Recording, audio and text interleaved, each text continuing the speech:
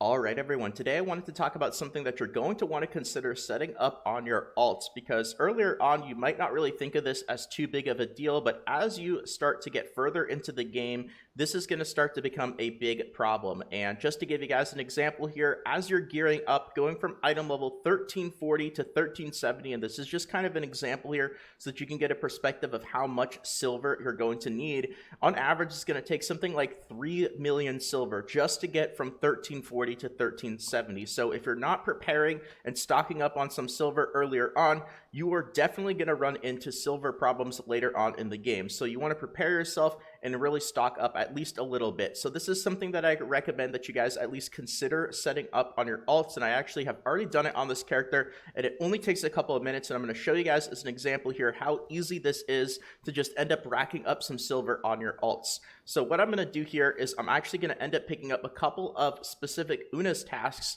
and then I have my Bifrost actually set up at certain locations to make this really fast and really easy. Turn them in and just rack up easy silver here. So let's go ahead and head over to the UNA's tasks here. And what I'm going to be looking for is the low paying island UNA's tasks. And I'm going to pick up 3 of them here. So I'm going to end up taking the Shoeshire one here. I'm going to end up taking this one right here, the Arthentine one. And I'm also going to end up taking the Vern one. Now, notice the rewards from actually completing these is silver. Now, one important thing that I will mention is as you increase your item level, the amount of silver that you end up getting these is actually going to go up. So I highly recommend that you probably don't want to run these when you're in tier 1. It says recommended item level 250 or above. I'd probably say they start to become worth running, and the amount of silver becomes worth it as you end up getting characters to tier 2. So that's when you really want to consider setting this up on your alts. And my bard right now that I'm doing this on as an example is in tier 2. My bard is item level 960, so that corresponds to the amount of silver I'm going to get from these.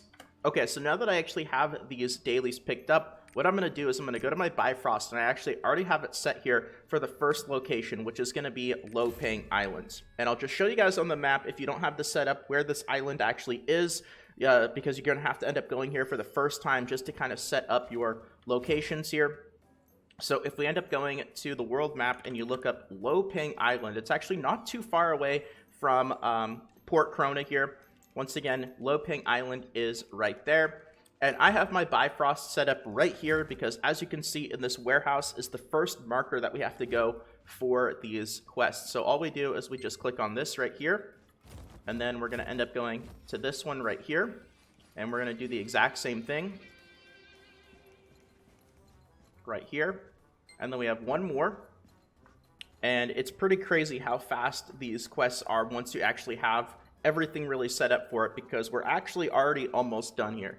There's just one other part that we have to do for each of these, and now you can see travel to the Frozen Sea, go to Arid Path, and travel to Port Corona. And now I have my Bifrost set up for all of these locations. I even have them labeled here: Low Ping 1, Low Ping 2, and Low Ping 3. So we're going to go to this one here first. And this is going to take us to the Shoeshire continent one. And all you have to do for the first time, if you don't have your Bifrost set, all you have to go to the port city. And then that's basically going to unlock the last objective, which is to just simply end up handing in the quest. And it's going to be very close to just right where you end up stepping in for the port objective. I guess if you wanted to min-max your Bifrost, you could even set it like a little bit closer to this guy right here just to save even a few more seconds. But I think you guys end up getting the point here. So all we're going to do is then end up talking to this guy right here. And there's the first one right there, 19,000 silver done. And then we're going to go to the second one here, which is the Arthentine one, Low Ping 2. I'm going to use my Bifrost. And again, it just takes me to the port city. And then the guy to turn it in is going to be very, very close, right nearby. He's going to be, I think he's going to be right over here. There he is. Turn this one in right here. And then the last one here, we're just going to go back to Vern, Low Ping 3.